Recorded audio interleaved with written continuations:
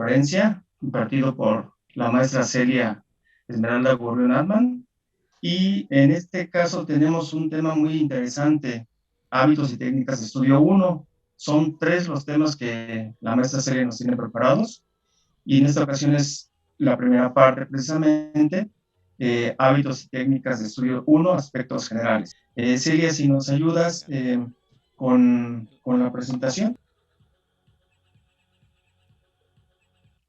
Ok, bueno, pues lo que habíamos platicado es justamente de este tema tan interesante, tan importante para los jóvenes, que es hábitos y técnicas de estudio. Eh, Nuestro objetivo es brindarles herramientas a los participantes para aprender a aplicarlas y aprender mejor, teniendo obviamente mejores resultados y mejor aprendizaje. Está dirigido a estudiantes, profesores de diferentes niveles y sobre todo padres de familia interesados en el mejor desempeño de sus hijos. No sé si quiero preguntar si el tamaño se está viendo bien. No sé, ¿se ve ahí en la pantalla? Sí, ahí se ve Ok. muy bien. Miren, agregué una partecita a los que estuvieron conmigo la vez anterior, agregué una parte que es el por qué estudiar. Creo que esto es bien importante porque a veces nosotros vamos a la escuela y nos mandan los papás y vamos a la escuela y no sabemos por qué. Y el Coneval, que es el Consejo Nacional de Evaluación de Políticas de Desarrollo Social, dice que como uno de los indicadores más importantes que miden la pobreza en nuestro país es el rezago educativo. Entonces, el estudiar a nosotros nos permite, obviamente, salir de esas cifras, salir de ese rango, no estar en ese rubro y esto, obviamente, pues nos va a permitir muchísimas ventajas más a lo largo de la vida. Dice también que hay carencia de servicios de acceso a los servicios de salud, a la seguridad social, a la calidad y espacios en la vivienda, a carencia por acceso a los servicios básicos en la vivienda, luz, drenaje, agua, y el acceso a la alimentación. Esos son los indicadores de pobreza, pero el número uno es el rezago educativo y es lo que yo quería comentar. En los últimos, bueno, aquí la última cifra que hay es la del 2018, pero los datos están bien interesantes. Miren, resulta que el rubro o el sector de la población que más avanzó son los que tienen los mayores de 65 años. En las escuelas a veces nos encontramos con que los chicos que nosotros atendemos como profesores son primera generación de su familia en pisar una universidad, por ejemplo. Y eso es importante. Antes no había tantas facilidades como ahora. Ahorita los muchachos tienen una beca o tienen acceso a diferentes becas, tienen apoyos económicos, tienen exención de pago por altas calificaciones. Entonces, cuando la generación que está ahorita, por ejemplo, en secundaria o en preparatoria, llegue a los 65 años, seguramente esta diferencia será mucho menos que en el año 2008. Seguimos teniendo una población de 15 años o más que no sabe ni leer ni escribir y obviamente esto es algo malo para nuestro país. Pero pues los jóvenes que están ahorita en las escuelas no entran en este rango.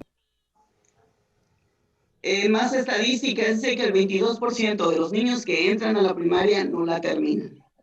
El 32% no termina la secundaria y solo el 14% de los que entran a primaria terminan e ingresan a una licenciatura. Es decir, perdemos un 86, perdón,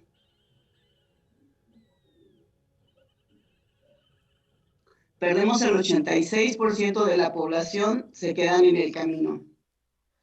Y aquí otros datos, pues hay 6 millones de ciudadanos de 15 años o más que son analfabetas. Estamos hablando de México, estamos hablando de la actualidad.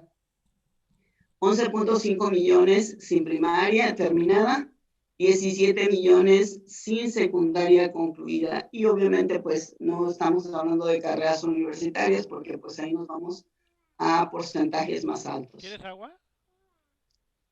¿Qué es lo que está causando la deserción?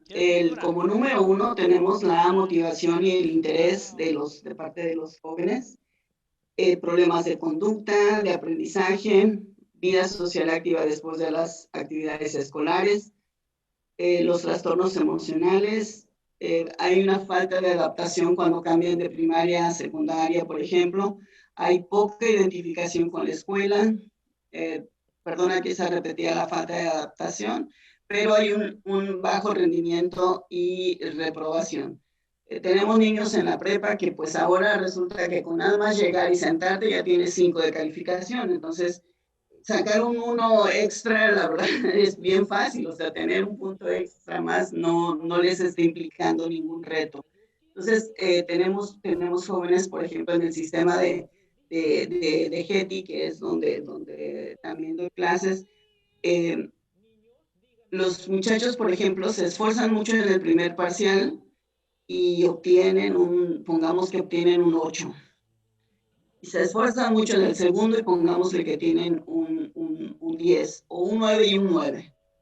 Ellos con 18 puntos ya no necesitan hacer ningún esfuerzo para el tercer parcial. Muchos de ellos ni se presentan, muchos ya no hacen ningún trabajo, porque como ya tienen 18 puntos y se divide entre 3 parciales su calificación, ellos con 6 pasan.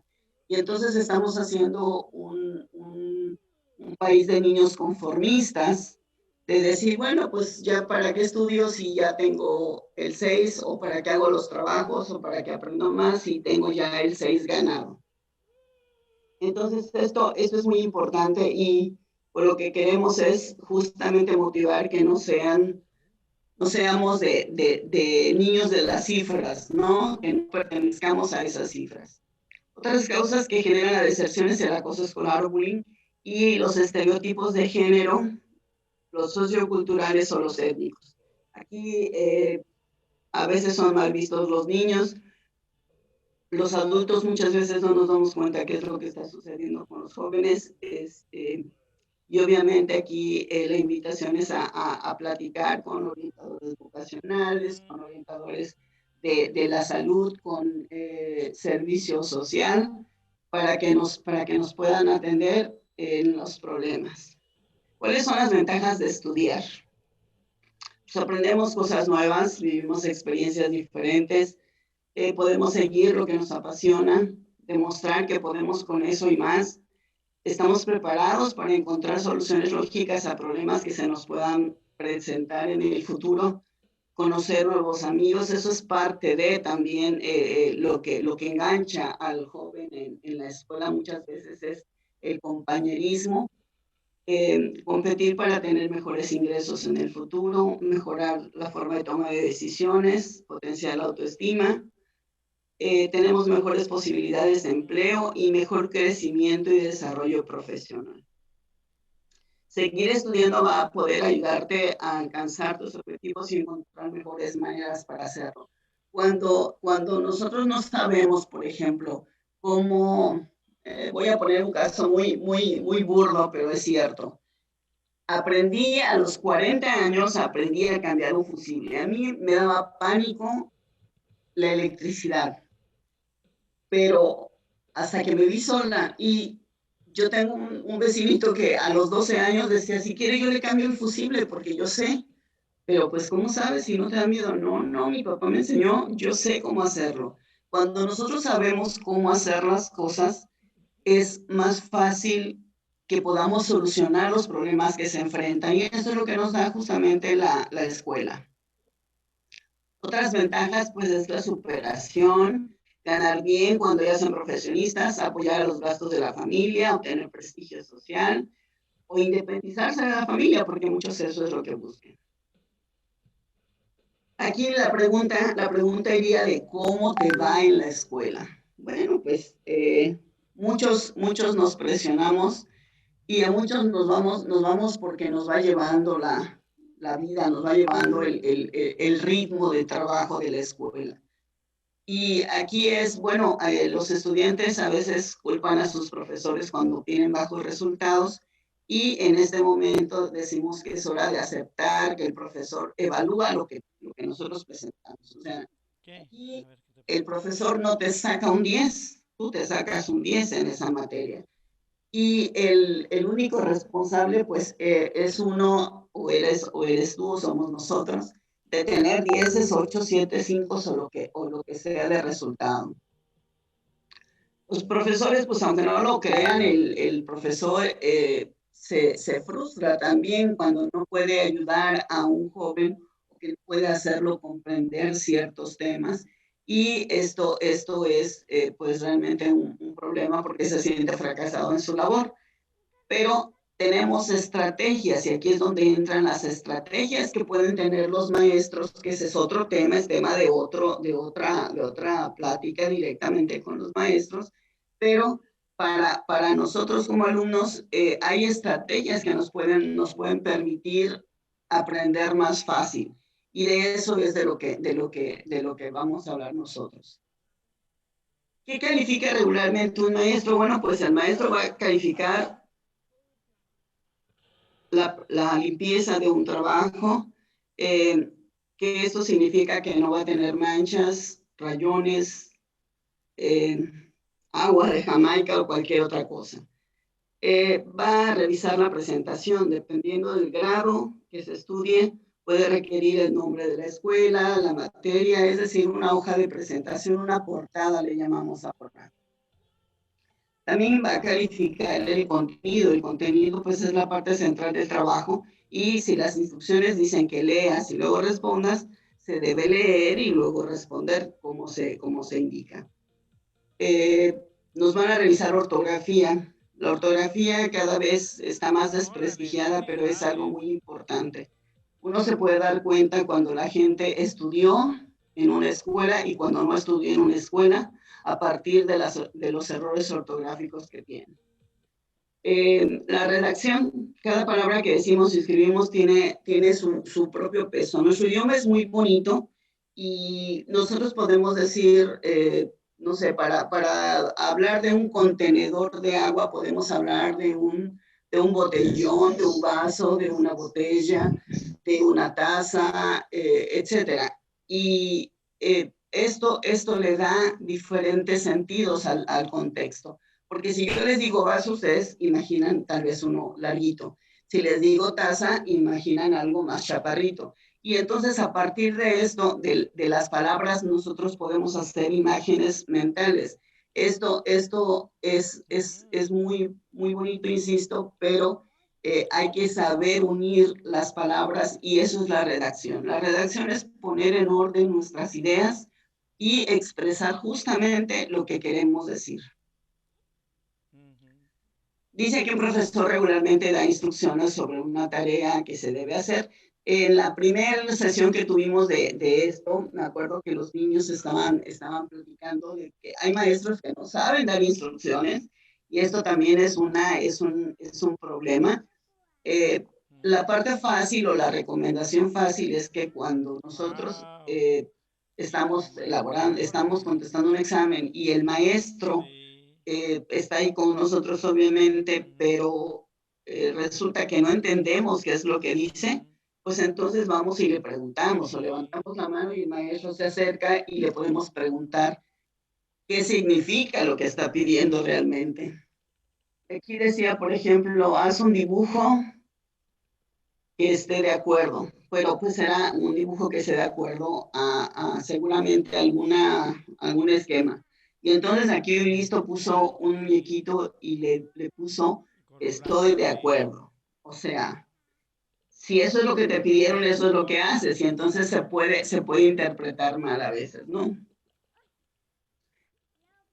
Aquí también uno decía encuentre X y dijo este niño listo, aquí está la X, pues o sea, ¿qué tanto le buscamos, no? Y tiene solución, plantean un problema y le dice, ¿tiene solución? Sí, todo en la vida tiene solución, pero pues estos son ya casos extremos en los que los maestros no estamos poniendo las instrucciones o las preguntas correctamente, o bien las preguntas pueden salirse de contexto, ¿de acuerdo? Enseñando es una tarea fácil porque hay unos profesores que tienen más experiencia que otros y decíamos, los niños de la secundaria de la maestra Lucía, ¿se acuerdan? Que nos decían, pues es que el maestro cree que su materia es la única y es que el maestro no nos está enseñando bien, o sea, no nos explica. Entonces, bueno, aquí la responsabilidad es nuestra. Dicen que el alumno aprende con maestro, sin maestro y a pesar del maestro. Pero esto ya es cuando tenemos un poco más, que los alumnos están un poco más grandecitos y están mucho más conscientes. O también tiene que ver a veces el que los padres hayan acudido a la escuela, porque tienen más herramientas para poder solucionar los problemas, las tareas. A lo mejor hay un niño que tiene acceso a bibliotecas digitales y hay otro que no, entonces tiene obviamente más recursos y puede hacer mejor su trabajo. Pero el buscar, el investigar ahora realmente está pues a la mano con las tecnologías. Desgraciadamente, no todos tenemos pues la tecnología en casa, pero pues también hay por ahí cibercafés y a veces hay una sola computadora para toda una familia. Tendríamos a lo mejor que hacer un horario de a qué horas lo va a utilizar cada miembro de la familia para que esto pueda solucionar. Decíamos que todas las competencias que se ponen en juego cuando nosotros vamos a aprender, pues nos corresponden a nosotros, ni al hermano, ni al papá. Decía Salvador Dalí que él no había tenido un hijo porque el hijo de un genio, y ahí hacía un juego de palabras porque él se llamaba un genio. Decía, el hijo de un genio solo puede ser un retrasado mental, por eso no tuve hijos. Pero bueno, aquí, aunque nuestro padre sea muy listo, por ejemplo, no tiene que ver pues con nosotros. Nosotros tenemos que buscar la forma en la que nosotros aprendemos más fácil. Y aprender requiere un esfuerzo consciente.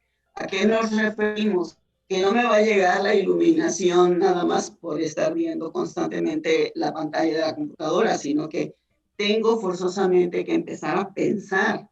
Y pensar es un acto reflexivo en el que nosotros cuando empezamos a ver y a leer cosas, las empezamos a conectar con otros conocimientos y con otras competencias que ya tenemos. Y ahí vamos generando nuestro propio conocimiento. Las empresas en la actualidad están buscando que los alumnos de cualquier nivel educativo sean autogestivos. Y esto significa que puedan de alguna manera tener el acceso y que ellos sepan hacia dónde tienen que aprender. Si yo necesito saber de matemáticas, pues no me voy a meter a buscar un libro de geografía. Obviamente tenemos que estar orientados a la búsqueda de la información que nos interesa y de la información que nosotros necesitamos de acuerdo al perfil de cada una de las asignaturas. Este esfuerzo consciente que les decíamos que aprender requiere un esfuerzo consciente, estamos casi que invirtiendo nuestros 5 sentidos. Y tenemos realmente el cerebro es el que a través de nuestros sentidos puede ir aprendiendo también. Entonces necesitaríamos, por ejemplo, el gusto. Si nosotros hablamos de una carrera de gastronomía, es muy importante que el alumno, cuando va incorporando sabores, vaya probando y obviamente va registrando en su cerebro estos sabores. Entonces, depende de la materia que estamos aprendiendo, depende del contexto, pero generalmente utilizamos varios sentidos al mismo tiempo en el aprendizaje. Y esto es consciente porque el solo ver las cosas no quiere decir que ya las voy a aprender. Tengo que hacerlas, tengo que analizarlas, tengo que reflexionar, tengo que pensar. Ay, disculpas, la verdad que ya está amaneciendo todavía muy frío. Dice que también requiere de una preparación, o sea, así como requiere de un esfuerzo, requiere de una preparación y de disponerle tiempo. Porque si eres una persona disciplinada y exitosa, pues no vas a culpar a nadie de fracasos. Cuando estudiamos en casa, sobre todo ahorita con la pandemia, han salido muchísimos memes, porque es muy complicado estudiar con tantos distractores que pueden tener los niños en la casa, ¿no? La televisión, los amiguitos afuera, que ya te dejaron obligaciones, porque hay un niño que me dice, maestra, ¿a qué horas quiere que estudie? Mire, me toca hacer el quehacer en la mañana, le doy de comer y le doy de desayunar, perdón, y de comer a mis 3 hermanitos. O sea, ¿a qué horas quiere que estudie? ¿No? Pues sí, está complicado. Eh, la otra, pues todas las diversiones, ¿no? El internet con el teléfono, las llamadas con los amigos, ahí pierde uno muchísimo tiempo. El Facebook y el TikTok que no se quitan de encima. Aquí de lo que se trata es de que nosotros podamos tener hábitos. Cuando somos pequeños, si tenemos niños de primaria, por ejemplo, el no hacer las tareas, pues no va a hacer a lo mejor mucha mella, pero a cierta edad, cuando no hacemos tareas, nos va a llevar a obtener malas calificaciones y tener malas calificaciones nos va a llevar a perder el interés en el estudio. Entonces, aquí hay que fijarse metas y obviamente hay que tratar de seguirlas. Un niño de 12 años a lo mejor, pues sus metas son, lo más importante para él es pues asistir a la escuela, pero llegar, botar la mochila y sentarse a los videojuegos o algún entretenimiento. Y esto hace, mientras los padres, por ejemplo, no le formen o no traten de ayudarle a que se forme hábitos, pues vamos a tener un poco de problemas. Las causas que incrementan o matan el interés por aprender, o sea, ¿cómo se desmotivan los chamacos? Bueno, pues aquí la motivación por principio de cuentas. Pero a veces están en un grupo que no les gusta o están en una escuela que no les gusta mucho porque estaban en otra, a lo mejor que donde ya tenían sus amistades, etcétera. Puede ser que los contenidos les resulten difíciles o aburridos. Eh, a lo mejor les falta enfocarse al éxito porque dicen, pues yo vengo porque me obligan a venir. A lo mejor también esto de que tenemos un mayor porcentaje de niños que salen de la primaria o que terminan primaria, secundaria, es hasta la edad en que los padres nos pueden obligar.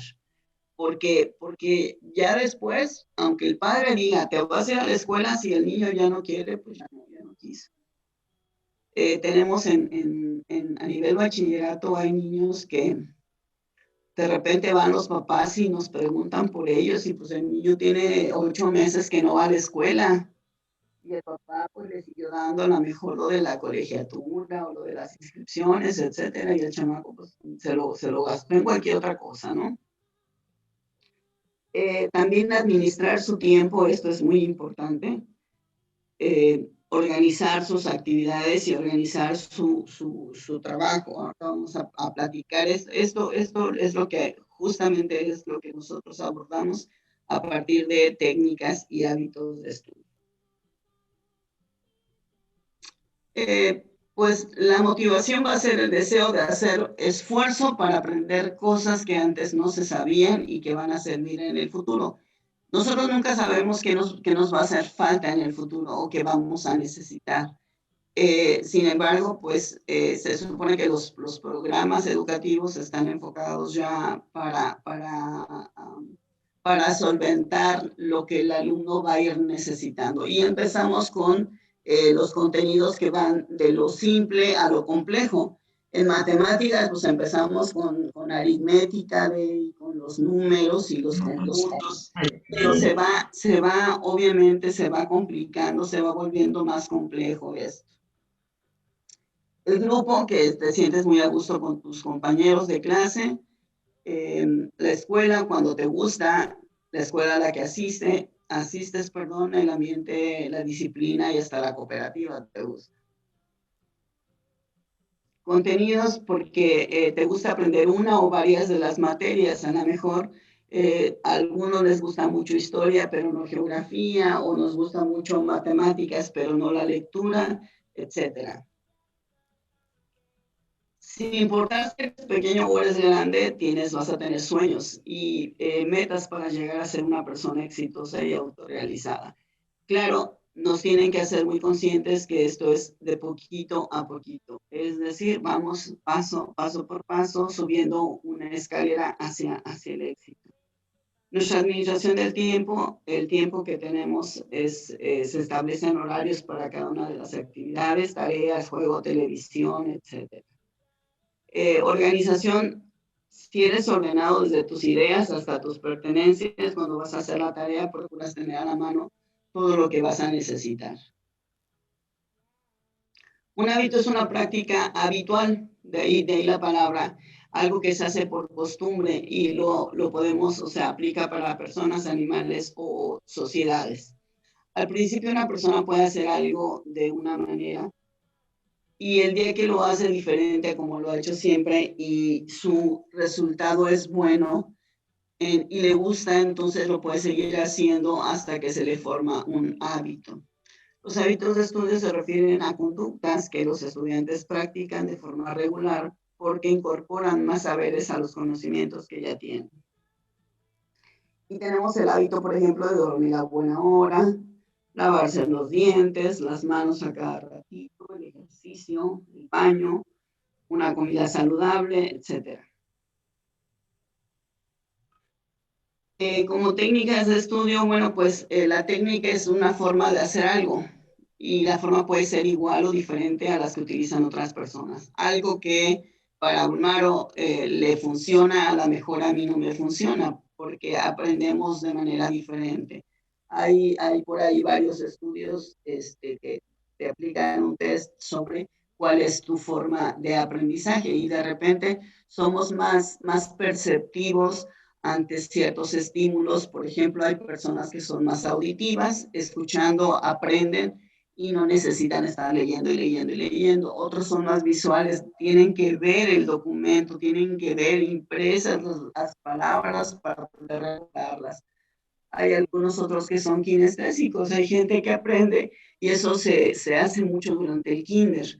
En el kinder a los niños los enseñan a cantar y a bailar y con lo que ellos van aprendiendo a través del baile, a través del movimiento de su cuerpo. Bueno, esto habría que definir cuál es nuestra forma de aprendizaje para que se pueda potenciar. En la escuela nosotros como maestros no podemos decir, es que todo mi grupo es auditivo, porque no resulta cierto. Tenemos niños que son más auditivos, más visuales, más kinestésicos, y lo que hacemos es, obviamente, hacer actividades y tener estrategias que abarquen a todos para que todos puedan ir aprendiendo. Y finalmente esos conocimientos, esas habilidades, las tenemos todos, aunque unos estén más enfocados o más inclinados hacia determinado tipo de aprendizaje. ¿Ok? Dice, las técnicas pueden ser unas más fáciles o más efectivas para ti y no significa que sean de la misma manera para otras personas. Y ya estamos terminando porque aquí hay una pregunta que es interesante. ¿Has visto cómo estudian tus hermanos o tus hermanas? ¿Has visto cómo estudian tus amigos y compañeros de clase? ¿Y a ti cómo te gusta estudiar? Fíjense que a mí a lo largo de muchos años de dar clases, me ha tocado ver de todo. O a lo mejor todavía no he visto de todo, pero hay niños, por ejemplo, que cuando estudian se tapan los oídos y empiezan a leer en silencio, pero con los oídos tapados. Hay otros que no les molesta el ruido, tienen que poner a gente que estudia, de verdad, estudia con heavy metal. Entonces, había un estudio hace pocos años que decían que cuál era la música que ponía más la gente a la hora de estudiar y Shakira era una de las top 10. Entonces, Creo que cada uno es un ente individual y aprendemos de diferente forma. Nosotros aquí en estas pláticas, lo que vamos a hacer es tratar de dar un bagaje o toda una baraja, se puede decir, de posibilidades para aprender. Y cada quien pues irá tomando lo que mejor le acomode, lo que le resulte, le brinde pues mejores resultados. Aquí recomendarles que hay un test sobre técnicas y hábitos de estudio. Este test ya está alojado en el blog de la comunidad. Si ustedes lo contestan, yo con muchísimo gusto les puedo devolver el análisis y las recomendaciones personalizadas de cuáles podrían ser las estrategias que les ayuden a aprender más, a aprender mejor y obtener mejores resultados en la escuela. Esta parte termina con esto y se supone que en una segunda parte hablamos solamente de los hábitos y en una tercera sesión, en una tercera entrega, hablamos solamente de las técnicas de estudio y los exámenes de 10. Con esto termino, compañeros. Les agradezco su atención.